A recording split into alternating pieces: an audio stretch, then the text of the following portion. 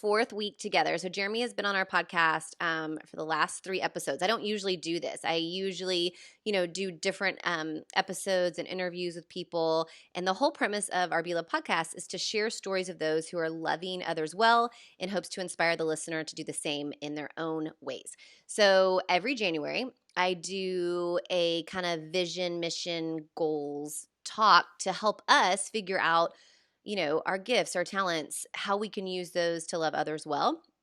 And usually it's just like a one episode. I just find someone who's great at this and we do it and it's done. But I was talking to Jeremy and he does this for people all over, companies, individuals, helps them get unstuck, helps them create healthy boundaries and mission and vision for their life. And I thought, I just feel like since 2020 was so crazy that it just can't be one podcast. So because we also like to talk a lot, we did 4 episodes. So if you haven't listened to those, you can go back to 88, where we talk about recovering from 2020. The next one is about mindset and self-talk, what we need to do to replenish ourselves. The third week is about boundaries and the aha moment that I had that I'm a total overfunctioner. So that was that was great. That was great. And Yeah, we never got to come back to that. let's not. We don't need to come back to that. And then the this episode right now, we are talking about really how to make our values, our mission, and our goals. We're kind of finally getting into that goals. We're kind of wrapping everything up real pretty in a bow and helping people like logistically figure it out. And so that's what we're talking about today. Does that wrap it up in the bow for you? Way better than I could have done. So good job. Way better. Keep saying that. Way better. You do it way better. Okay, so here we go. We are going to be talking about mission and value. And a lot of times, Jeremy, what I hear from people in January is this fatigue of, I hear, make a mission statement for your life. Make your core values. Make your goals. What's your word? Blah, blah, blah. Like it's all these things. And for those of us who are probably Enneagram like 3s and 8s, or you're just kind of those persons who love this, you love it. I have like vision boarding nights at my house, and I mean, I love it.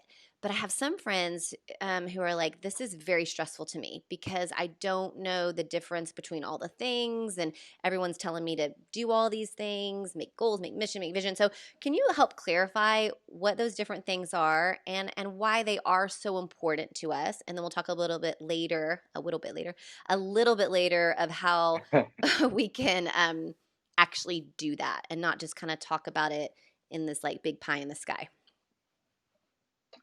Yeah, absolutely. Well, I mean, first I would say, hey, there is so much out there. I mean, and part of why we waited for the last one, right? We wanted to have a different kind of series here and not just kind of jump into, hey, it's about to be January, make all your resolutions and your goals and get, because one, we realized like 2020 we had to process that first. And so definitely, go there because once you if you go through like you just said, the first 3 podcasts, then you'll probably be in a much better place to do that. To is This is not a shame activity. Hey, will you do me a favor? So if you're experiencing a lot of like, I'm going to stop you really quick because it kind of like blurred okay. out. So go back, Jeanette. I'm going to skip that. Go back to what you said like 15 seconds ago when you said in 2020 we had to recover. Now go after that. Sorry. Yeah. So in 2020, we realized like that was such a year we needed to recover from that year. And so I would say what you just said is go back and listen to those first 3 podcasts to get yourself in a position where you're coming into a values, mission, goal setting kind of thing in a good place. 2, I would say that this is not supposed to be a shame creating exercise. So if you're feeling a lot of shame and just overwhelm and stress, hopefully this is going to take some of that off of you and realize like it doesn't have to be that way. There will be some probably like anxiety because you'll be questioning like what should I be shooting for and can I actually attain some of these things? And that's okay. If you don't have some anxiety in life, then you're probably just not trying as right. much because you're going to have some. So sometimes anxiety is a good news, right? And then third, I want to give us maybe some simple things. So just sort of a little bit of like, okay, what are some things that I value in life and how do I kind of understand that? So what do I value and what how do I set goals from those things? Because if you value those things, if you truly do want those things, goals are really just about living a more purposeful, intentional life, the life that you want to have, the life that you want to create for yourself, versus, because what most people do is they try to fit like their job and their demands in their life. And this is saying that's opposite. That's what we already like: go to school, go to college, get a job, and then you kind of figure out life somewhere. And everybody's trying to Yeah. cram their life into their job. It's actually the opposite. Like, have fit your job into your life. And so, what do you want that life to be? I know a mentor of mine. He was asked by one of his clients. The guy said, "Hey, help me understand something. Like, why is it?" He's like, "I have so much more money than you, but yet you're way happier, more fulfilled So in life than rude. I am." So rude. I have so much more money than you. Well, you get a little picture of why the second part is true. He's Exactly. very, Exactly. very unfulfilled. No, but he said, "So tell him, I don't understand, why is that?" And my friend Bob said, "Well, it's pretty simple." He said, like, you set out, um, you set out for a great amount of money, and I set out to create a great life, and and some money has come with that, but I aimed at the life I wanted versus somebody else's vision. Because if you don't have a vision for your life, that means you're going to live someone else's vision for your life, or you're just going to wander aimlessly. And I think that's a lot of what we see. Does that get us started, or did I Yeah. miss some No, of those questions you asked? that's perfect. So let's do that. Let's figure out what goes first. How do we pick some of those values for our life? Why is that important? And how can we live into those values through mission? And for me personally, um, I love this because I think it helps us know what we're good at. It helps us know what, our passions are and the gifts that we've been given. And then the fun thing is getting to see how we can use those, to bring life to us, but also to bring life to others. That's why we're here, is to, help others. And so I want to hear how you do that. How do you do that personally? How do you teach your clients to do that? Yeah, it's a good question. I mean, a lot of people will ask me that question, and a lot of people are coming out of places where some of them are like younger and kind of going like, "Ah, it'd be great to figure this out on the front end," right? Which is true. It's awesome. And then a lot of people are coming at it. I just did a session with a woman, I don't know, 4 days ago, and she's early 40s, and she said, "I've never had the courage to go to do this process, and now I'm starting to realize like that I want to do it, and that God's made me for more. God's made me to do more things, and I want help figuring that out." And so one of the places I start with is a few places. One, stories. So I have people tell me sometimes their whole story, sometimes just tell me about a time when you were most proud of yourself. Tell me about a time when you had to make a really hard decision and what happened. Tell me about a time where you made a huge mistake and what that was like. Tell me about a time that that you were most whatever. Through that, the other way, and because here's the deal: is the first thing is just to kind of know like what are you valuing right now, because here's the truth: people are really good at succeeding at getting what they want. But we're just rarely honest about what we want, or we rarely even know. I can't tell you how many times somebody said, uh, I've asked someone, "Okay, what do you want?" And it's a couple things. What do you really want? And most people really don't know the answer to that question.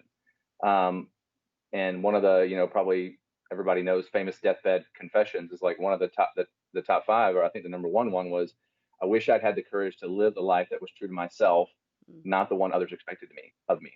So first, And so when I hear that statement, I hear you have to know first of all who you are before you can kind of go forward on that. yes, and if is who I am now what I really want? Because Mm, what so the way you go like, what do you value now, right? Because I can tell you, here's one personally. I can tell you scientifically, logically, mentally, all those things. Sleep should be a massive priority in my life because I have to be sharp, I have to be connected, I have to be thinking all the time, I have to uh, be with people on a deep level all the time. And yet, there are a lot of nights where I just stay up too late and do other things because I'm reading something or I'm hanging out with someone. I'm deepening a relationship, building a relationship. I'm hanging out with Right. my wife. I'm watching a show on Netflix that I don't want to end. And so at that time, it goes. I can say I value sleep above all else, but my results show that Yeah. it's not what I value. So one is look at your results. If you're like, because most people have vague wishes in their heads. I'd love to make more money. I would like to lose weight. I would, and those are great starting places. But if I've been saying I should lose 15 pounds for the last 5 years, I, I'd like to have it, but I want a genie to give it to me. I don't actually value it. So my Right. commitments are being revealed by the fact that I actually haven't done anything about it. Does Right. that make sense? Yeah, and would you say that that's more of even a goal than like would a value be I want to be healthy, like healthy and whole versus I would like to lose a certain weight. I mean, don't you even have to back it up more? I feel like the people that I know that have done the best at maintaining a goal is it's because they were very clear on their value, and their value was I want to be healthy and whole for life, for my kids, those different things. There was another why besides I want to look good in a bathing suit or I want, there were Yeah. always backed up to their values. Yeah. So when I have people do goals, we can get to later, is not only like what is the goal, but why do you want it, and who would you be if you had it, and what would you do with that thing? Like you said, there's underneath. It's like why do I want that?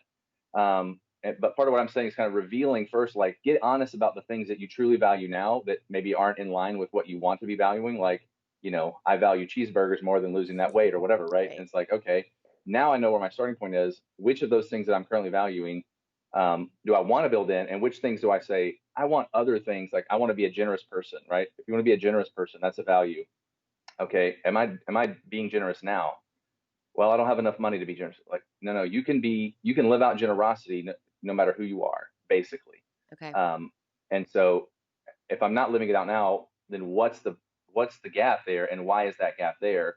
And is it just something that I feel like people expect me to be a generous person, and so I'm just trying to like live that, or is that really something deep down I value? So first is kind of getting honest about my results are telling me these are the things I value right now. Right. Is this what I want to continue valuing? Or it's not the thing that I value that I think I should. So Right. so the first part on values is really reviewing what really is happening here. Like being really truthful about, hey, this is my life. And I say to people I really value, being compassionate, but my actions do not show that. So getting truthful with yourself. That's the first step. That's it. What's the next one? Yeah, and then okay, so number two, here's a couple ways I have people do it. One, I mentioned the stories. The other is I say, tell me about the times when you felt most alive in the last, you can go through your whole life, right, or whatever, and just list them. Tell me the times you've really experienced joy. And I can't remember who said it, but uh, they said something like, "What the world needs is, don't look for something else, because for what brings you alive, and do more of that and invest in more of that." Does that make sense? Yeah, go back to that because it cut out again. You said the quote and then tell me what that quote is. For some reason, our internet's not doing great. Um, yeah, I think I have the quote right here. Yeah, so I think it was Howard Thurman that said, don't ask what the world needs, ask what makes you come alive, and do that, because what the world needs is more people who are coming alive. Mm, And and and he doesn't mean that in a selfish way, but yeah. in the sense that that's when you are going to have the most impact in the world. And so like I still keep a running list of anytime I leave a situation or an encounter or something like that, and I felt like just amped and jazzed and Mm-hmm. engaged and excited and alive, I write it on that list and try to understand what that thing is. That's awesome. Um, I also have clients do the opposite. I have to make a judgment list. I talk about what are the kinds, I don't talk specifics, maybe, what are the kinds of people that you judge, right? So people that drive in the left lane and go slow, people who are always late to meetings, people who um, don't, don't, don't value the relationship more than, does that make sense? Yeah, Like, yeah. and so you start to make this, when you start to make the judgment list, And we'll talk in a few minutes about kind of revealing the hidden scorecard. But when we start to make a judgment list, it's kind of the anti list. And some of them are just like maybe personal peeves and frustrations that you need to work on. But others, recognize values, you know what I mean? So, and I help people do this both at home and work, right? Because, for instance, home is sort of like, my wife values a really clean kitchen far, far more than I do. I value it. I'm not like a slob, but because value is really like the lens through which you see the world. It's like, what Yeah. do you think is important in the world? Um, and that by the way you moralize about them, right? So you're like, somebody's always late, and you're like, well, they're lazy, they're disrespectful. Like you You just have that in got your it. mind. So that judgment thing is cueing you to like, I'm moralizing something that is actually a preference or a value, which tells me that something that's I really value. Yeah. And so one of the ways that we can love anyone is by valuing what they value, right? So I can love my wife by valuing the fact that she likes a clean kitchen and helping out with that. But if it wasn't for her, I really wouldn't. Some dishes in the sink, some crumbs on the counter, I wouldn't even really notice it because the lens I'm seeing is not that; it's Sure. something else. It's efficiency, it's urgency, it's can I get to my sandwich or whatever it is. It's Right, not about right. the dishes. There's no purpose in the Um, dishes for us. There's yeah, no well, yeah, no, right. So we have like a it's interesting that you say that because I think that is important for people to help them understand what they value. And you're right. The thing I just was thinking in my head, like, what are the things that even my spouse, like, he really values that I'm like, I mean, it's just not like I just don't care. But to love them well, obviously, we're valuing and that's important to them. So it's important to us. How do we get clear on our specific values? Because there's so many. So, like, for me, I just did something similar where we had to kind of figure out our core values and I wanted all of them. I want, I was like, oh, these are yeah, they're all so great. good. They're all great. I want to be this, good person and all these different things. So, how do we kind of edit them down to who we are and I think it's what you just said, knowing yourself and the things that light you up, the things that, you bring to the table. And when you mix those things with the values, I think it can be magic. We just have to figure it out. Yep. So start with some of the things I said. You have a little running list of what makes me, come alive. What are the themes and the stories that I tell about those things? Where are the place I experience joy? Where's my judgment list, and what are the opposite of those things? And that will give you a big list, and then you create a forcing function. Um, so and you can pull up, I could give you a list of, I've got a list of like I don't know, 50 values. I mean, you can pull those up, like what are a list of 50 and then you can kind of like, Yeah. pull different ones. But then the forcing function is, okay, I have to decide on four. And you might even go three. I have to decide on 3 or 4 values that really are, this is who I want to be. Um, and, and that's what I'm going to dial into. And then, so let's say you choose generosity as one of the ones you choose, and and then what you're going to do is you're going to try it on like a new, just uh, on for a try it on for a few days or a week or a month and see how it fits and see if it resonates. And the second thing you're going to do is talk to someone else about it. And of course, um, friend, spouse, coach, counselor, whatever. And part of what we're talking here about the 21-day challenge I created. Several of the days will give you resources to do this. It's kind of dials that in some, so definitely sign up for that. But by and large, it's sort of forcing yourself to create 3 or 4 and say like, these are my key ones. Yeah, these other ones are great. Yes, I see those in myself, but they're not as important to me as these other ones. And be really honest. Like, if money is one of your values, like just making a ton of money is one of your values, be honest about that. Yeah. Instead of being like, well, everybody will think I'm greedy if I'm doing that. You got to kind of be honest about it. You might change it, but like, be honest, try it on, and then you're going to find, well, you know what, the pants fit and the shirt fits, but the jacket's a little tight here and there. I'm going to change it. And so as you talk to others and try it on a bit, it starts to come out. It becomes more clear. So it's a little bit more of a process but it's also a process, not only a process of discovery, it's a process of creation, and that's a different part of this. So hopefully that helps start to like clarify some of those things that help you go, all right, this is really what I am, what I value. Two things that I hear you saying is one, for my perfectionist friends, is that you say, try it on, see if it fits. You're allowed to change it. I think sometimes when we make these goals and these vision, we have in our mind that it has to be perfect, that it has to be exactly what we think it should be, and we can't change it. And, the different seasons of life, our values can change a bit when we have family. The most important things probably always stay the same to us, but do you see values changing in the different seasons and stages of life?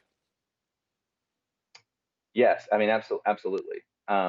Because what I value when I was in high school or in college or 10 years out of college even are different than now, Yeah. because now I have 3 kids, I have a business, I have a different set of knowledge in a different place. So yeah, they do change. There are some things that have remained very much sort of core, right?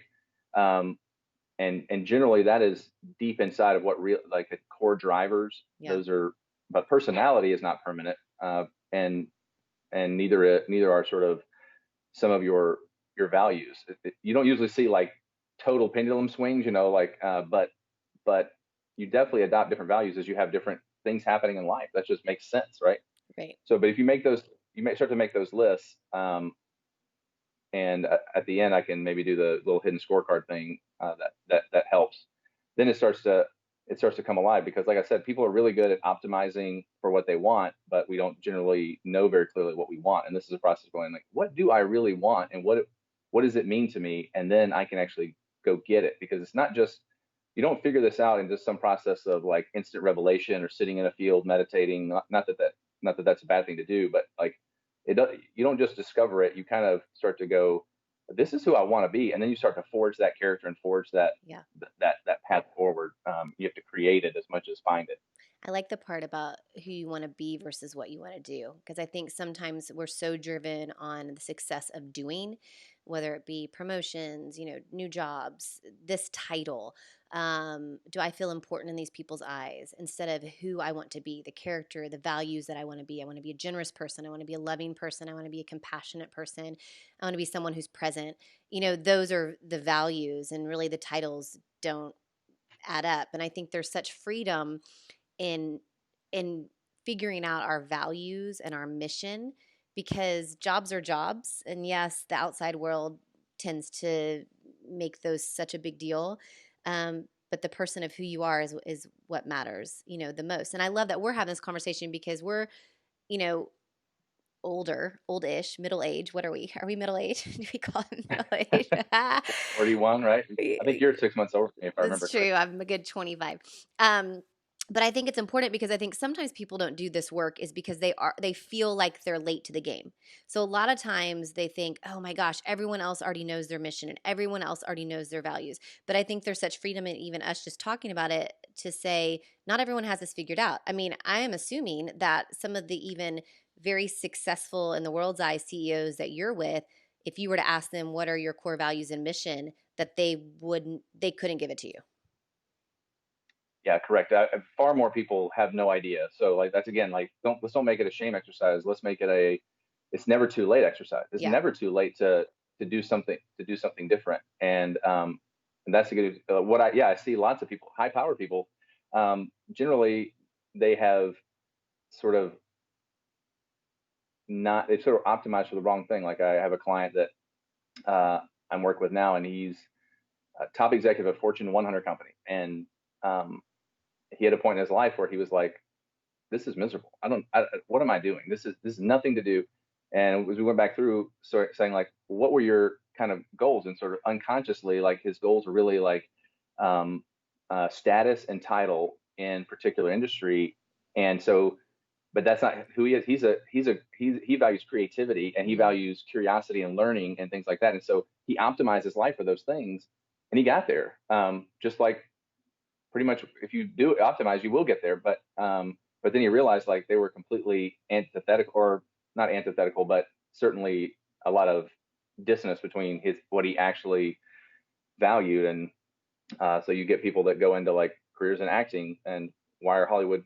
Because they went into acting because they were creative, but instead of pursuing creativity, they pursued fame or money. Mm, And so those are the kinds of things where you kind of get caught up and go like, oh my gosh, now I'm 30, 40, 50, 60, and like, what do I really want to do? And am I living my life or someone else's life?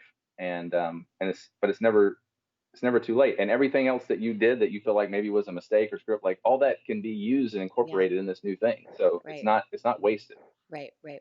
Okay, where would you take us next? So if I'm a client of yours, and I'm trying to figure it out because maybe I've been a stay-at-home mom, or maybe I have done something that I didn't really love, but it's just what I had to do at the time, and now I'm trying to figure it out. After I kind of got to the values point, where would I go next?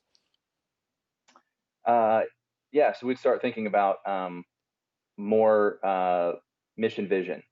And one of the questions I'd say there is, let's see, I'll just for public consumption, I'll just call it the holy crap question, which is sort of like if you called me in 3 years and said, Jeremy, like, holy crap, this has been the greatest 3 years of my life, like personally, professionally, all these like it's been unbelievable. I can't even say I never could have imagined how good it would be, like all that kind of stuff. Then what are the things you'd be telling me about? Mm, Like what, and then paint the picture. So because vision is about seeing, right? It's about pictures.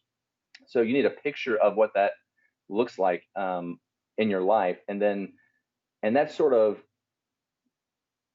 can lead you to like a a life purpose statement or mission statement. But really, what that is it's more of a compass than a map. And mm, I think that is because the map, like we found out in 2020, like the map got totally thrown out the window. yeah.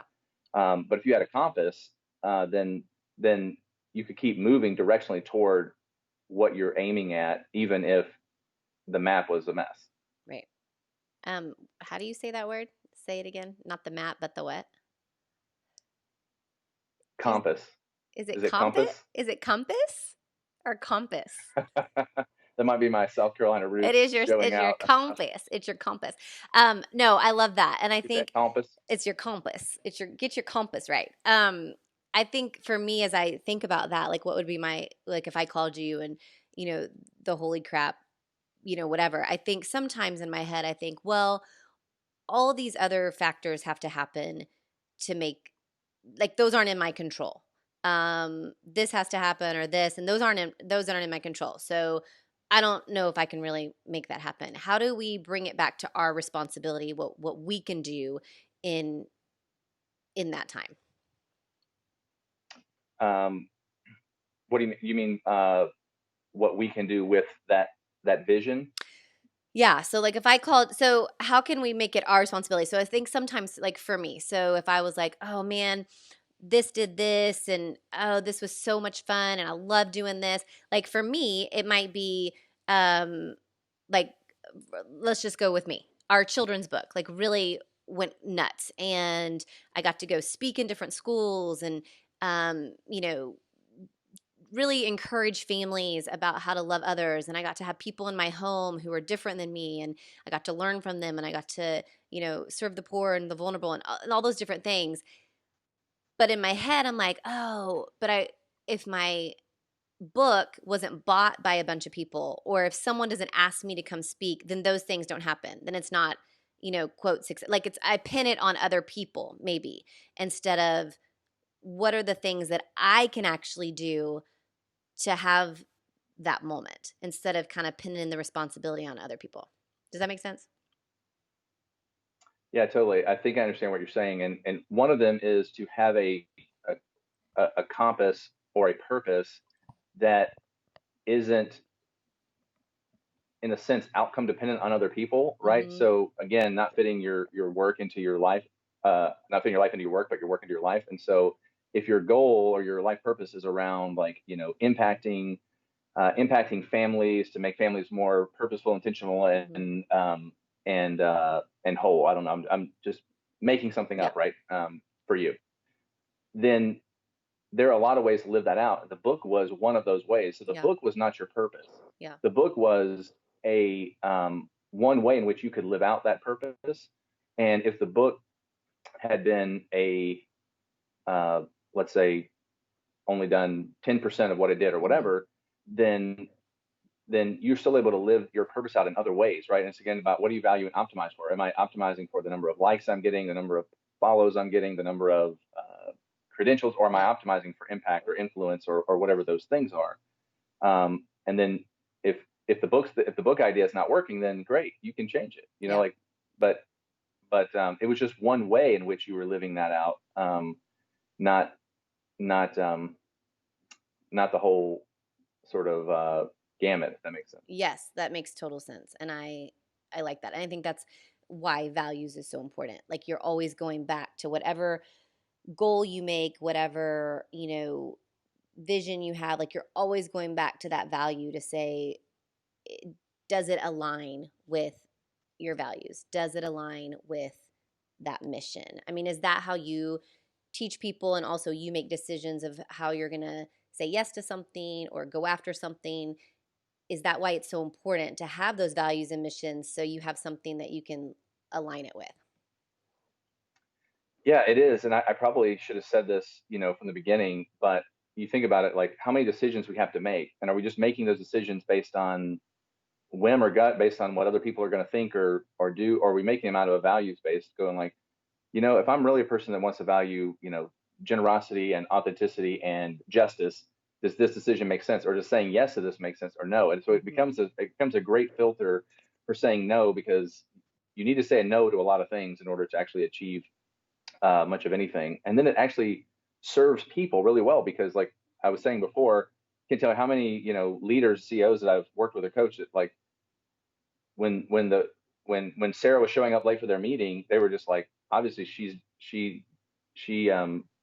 thinks I'm a poor leader and doesn't value my leadership and disrespects me and those kind of like. That's just the story. Back to the story. That's just the story you're telling yourself, like because Right. that's such a value for her. For you, it's not for her, and you haven't actually communicated it. I worked Yeah, with a that's good. CEO just last week, and he was like, I don't understand why the director at this location over here doesn't get how important, or doesn't get the grounds and the buildings aesthetically beautiful and all those kind of things. And I said, well, have have you ever expressed to him that that's a value you have? And he's like, well, it's obvious, right? I mean, that should be normally done. And it's like, so see, those things are just there. They Yes. seem obvious.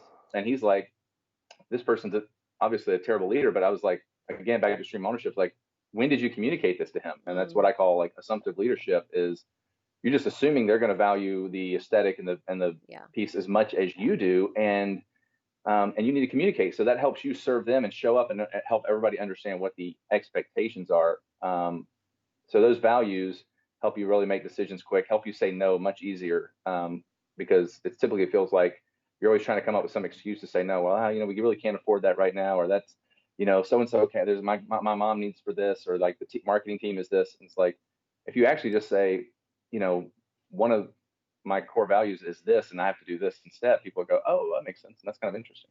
Right. And it helps, I think, also communicating that. I mean, I'm just thinking of like in your marriage, at your work, whoever you lead, like you're communicating, this is really important to me. This is my value. Just like that, that person probably had no idea that he was doing something wrong. That just, he didn't even think about it because it wasn't important to him. It didn't matter as much. But if he knew that was mattered to his boss or to the company at large, that's something that he could have done. So I think communicating is key.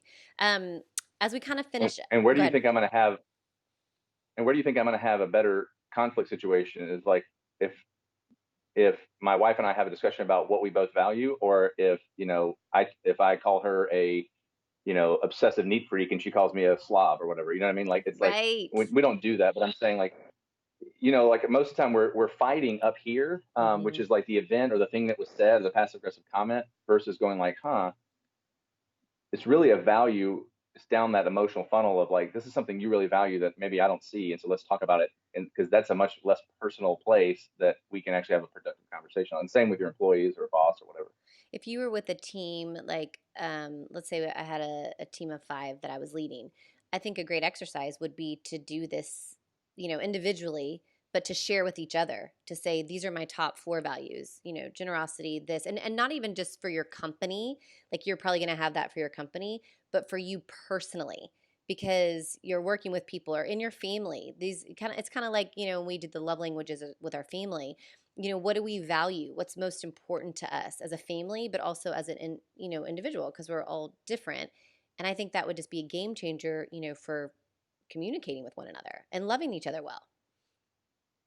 It's totally true. And what actually happens usually is like when I'm coaching a leader or consulting with him or her, and then we go through a process like that, and they start to see how impactful it is on both them personally and the bottom line of the company. Then they're like, okay, now come do this with our team, our Yeah. executive team. Now come do this with my family. And you're right, it becomes extremely valuable because all of a sudden, like you're right, what Patrick Lencioni talks about of like getting naked with each other, right? There's vulnerability and transparency. Now you and I can. It's not just like Margie's always late on the or she never her sales team is blah blah blah. It's like, oh, that's a different value set. And how do we actually bring those together under one sort of banner and organization? So yeah, so that's part of why like it's so important to do that. And from there, then you can start setting specific goals that align with those values, and Yeah.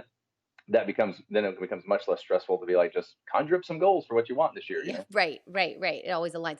So, as we kind of wrap up, tell me, we went values. So I know I'm gonna look at a list. So if I'm just doing this for the first time, I'm gonna look at a list and I'm gonna look at what kind of resonates with me based on story, based on me really being truthful with how I'm actually living and what I think, should be my value, what really is, what brings me life.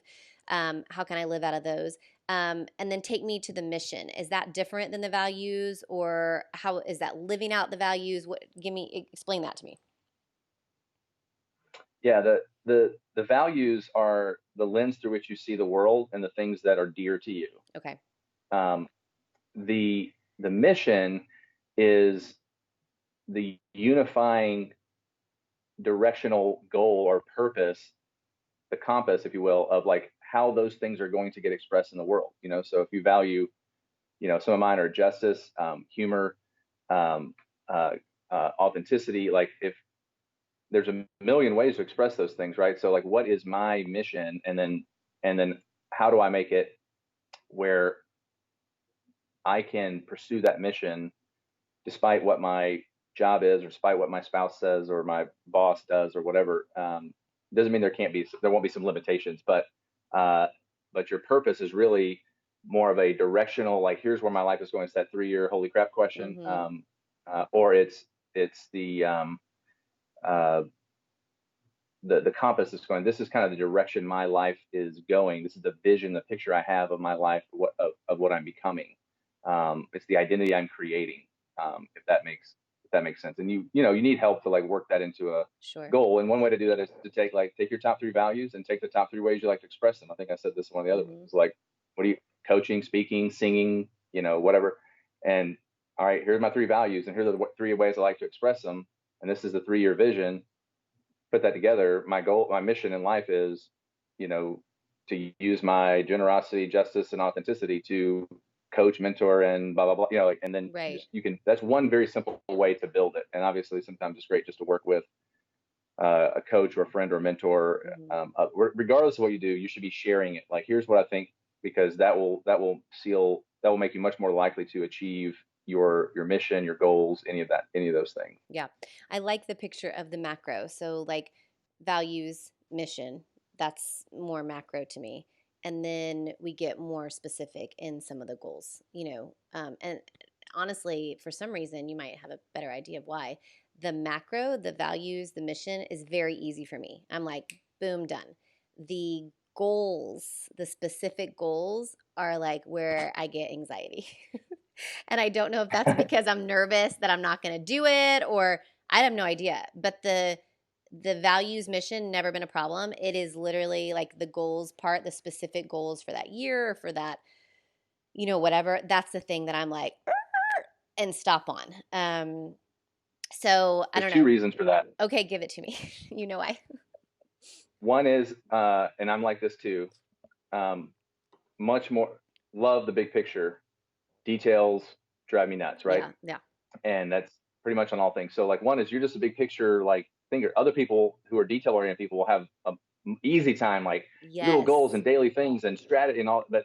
Like, I don't know what if I, and my wife and I are just like, if I'd say, babe, what do you think will happen in 5 years? She's like, I don't know. I'm thinking about 5 days. Like, that's the window. And that's not good or bad. That's not right or wrong. so don't hear me demeaning that, Yeah. because like actually, if we didn't have that together, like we wouldn't get our family running the right way. Right. But the second reason is because goals are specific. Like goals should say, I want this, I want how much and by when, and like that's how it. So you can't just say like, I want to own a second house someday. It's like, no, by the end of Yeah. 2023, I will own a house on Lake Wobegon, and it will be this big, Yeah. uh, because then all of a sudden it locks you in. Now I'm accountable to something, Yeah. right? Because you've like written it down and shared it, and like people are going to be looking, and you kind of feel like, oh, will I make it or not? Yeah. I think that's part of it, right? Yep. Some of the stress. Yep. Yep. That's it. Okay, so if you're listening to this and you're like, ooh, I want to do the values, I want to figure out my mission, and maybe that's easy for you or vice versa. And I do think it's all about personality. That's what I think's been so interesting in these 4-part series is that so many personalities it's different for. So I have the same friends who hate the vision board. Like I'm like, let's do a vision board. And they're like, that sounds awful. And they're like, but can we do an Excel spreadsheet for the next, I'm like, no. I was like, that sounds horrible. So it's just, I think the different personalities. But if you want to get more clear on these things, and if this sounds something like, ooh, number one, I've never done this before. Number two, maybe you're in a different stage of life where you're coming out of being at home or doing a different job and you're like, oh, I just don't feel like that's what I was supposed to be doing. And maybe you're 40, I don't call it a midlife crisis, but I feel that, where you're coming kind of into a new thing and that's fun and that's awesome. Um, can they can get in the 21-day challenge and then I would say just call you and have you figure it out for 'em. Yeah, first celebrate the fact that like something's moving you, like you're going to change some part of your life that's going to be exciting and impactful. Second thing is, yeah, sign up for the 21-day challenge. You'll get, um, my website, recreate-solutions.com. You can sign up there. And then, yeah, there's also a link where you can just call and just book a 15 or 30-minute conversation. We can just get started on that and see if, you would want to work more purposely for that, or if I can, refer you to someone that would help you. But I definitely, I mean, I I have help. I have my own coaching and mentoring to do this because you can't do it all on your own because you Mhm. can't see everything Yeah. in yourself. And so, yeah, those would be some of the next steps. And then I think I've got a resource or two that I'll give you that you can also put in the notes. Okay, perfect. Alrighty. Well, thanks for being with us for 4 weeks. And again, if you haven't listened to the first one, go back to episode 88, and then they all kind of build from there. Thanks, Jeremy. Thanks for all your help. It's been fun. Appreciate it. Yeah, it's been a blast. Thanks for having me.